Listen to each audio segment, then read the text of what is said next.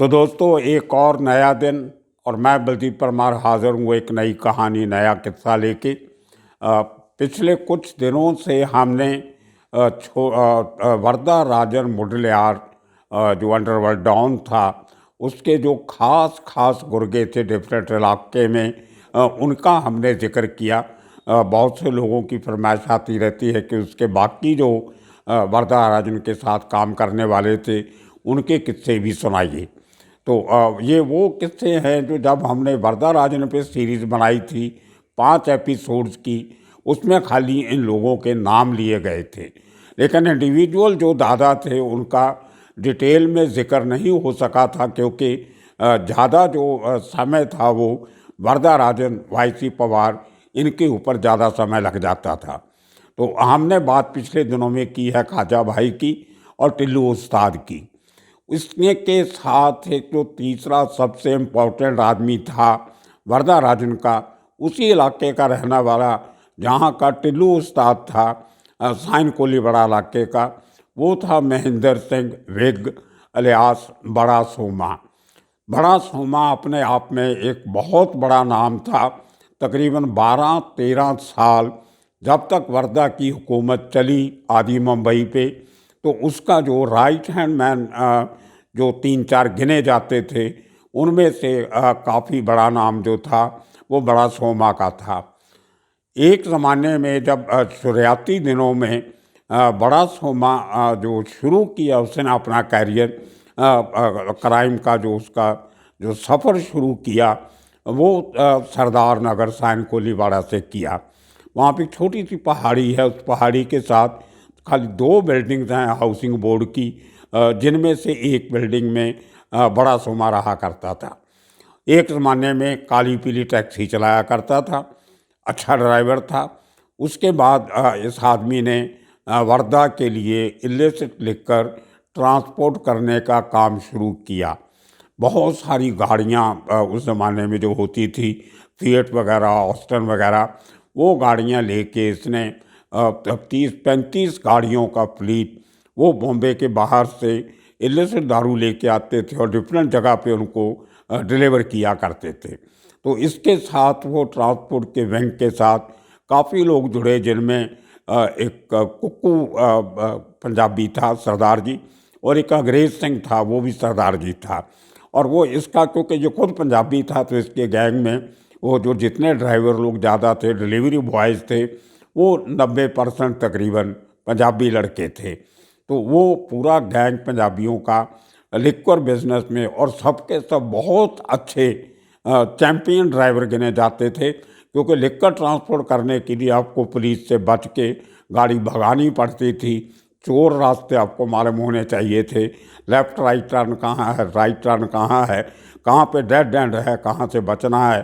तो ये बहुत अच्छा इनका एक नेटवर्क था, ग्रुप था, जिनका सरगना था महेंद्र सिंह विग अलियास बड़ा सोमा। तो बिल्कुल इसके घर के सामने इसने ओवर द ईयर, जब वो दारू के धंधे से पैसे कमाए, तो एक अपने घर के बिल्कुल सामने अक्रॉस द रोड, वहाँ पे इसने एक दुकानों में एक दुकान खरीदी, उसमें अपना ऑफिस बनाया।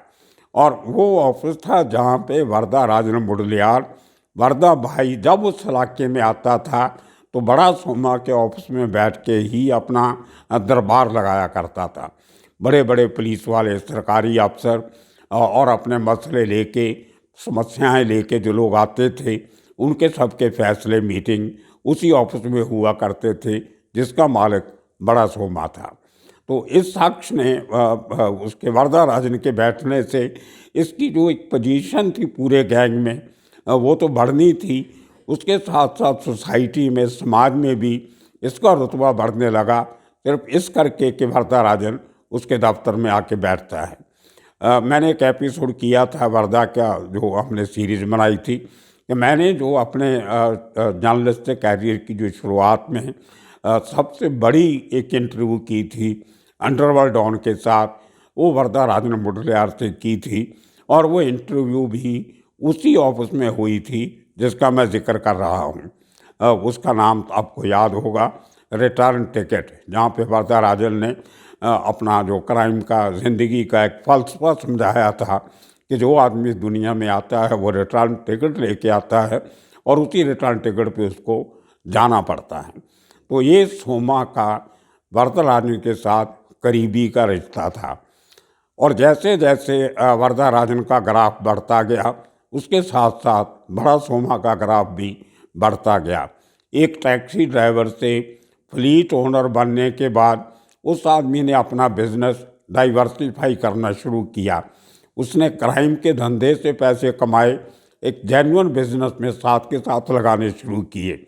और जब वर्धा का डाउनफॉल शुरू हुआ तो छोटा बड़ा सोमा ने सबसे पहले वो इलाका सोचने की फैसला लिया, छोड़ने का फैसला लिया, क्योंकि पुलिस का प्रेशर बहुत बढ़ रहा था।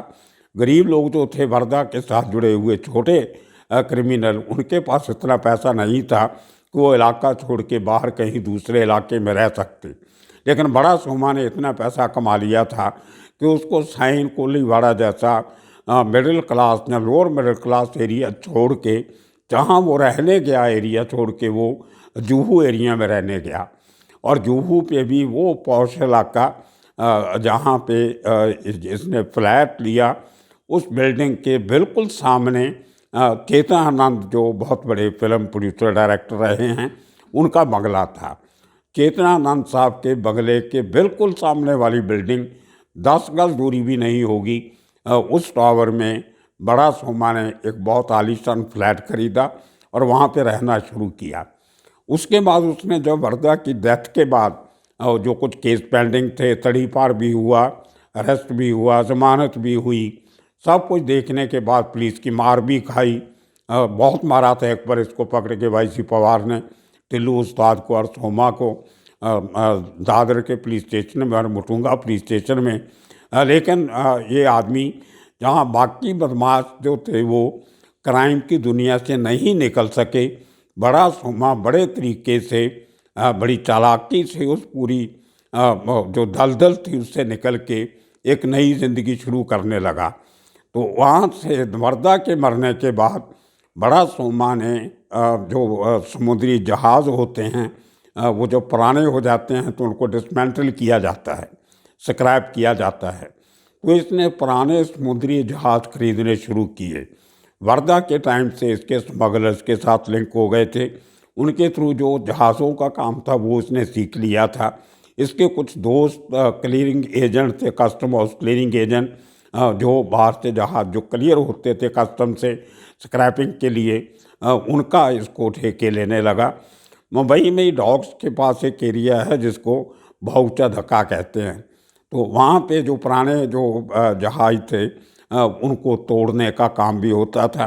उसके साथ ही गुजरात कोस्ट पे अलंग नाम की एक जगह पे एक फुल फ्लैज जहाज़, समुद्री जहाज़ तोड़ने का, स्क्रैप करने का एक पूरा पोर्ट बनाया गया था। तो ये शख्स पुराने जहाज़ खरीद के उनको हिंदुस्तान ला के उनको डिसमेंटल करके उनका जो मलबा होता था वो बेचने का काम शुरू किया।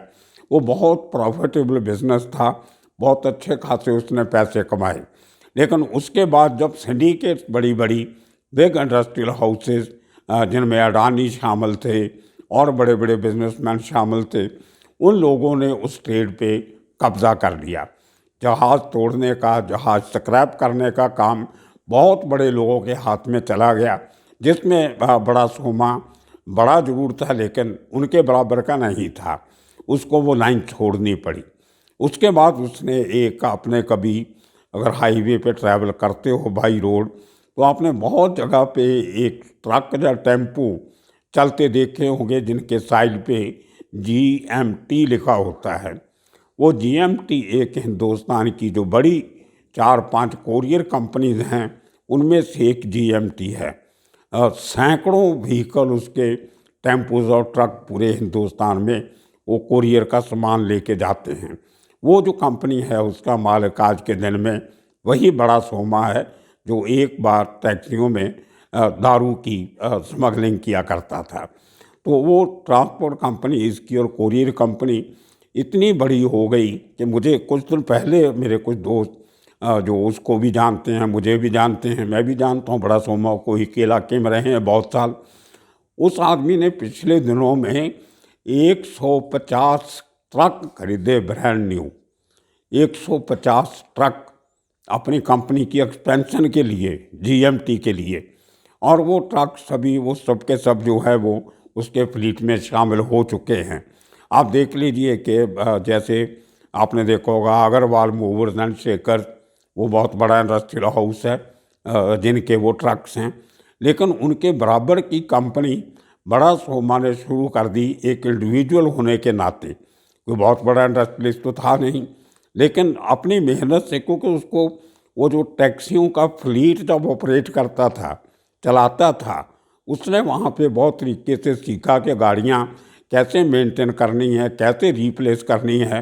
तो वो जो एक्सपीरियंस था दारू ढोने का, वो एक्सपीरियंस इसके काम आया। इतनी बड़ी ट्रांसपोर्ट कंपनी जो कितना बड़ा कोरियर सर्विस का बिजनेस कर रहा है, वो इसने शुरू की थी बहुत साल पहले।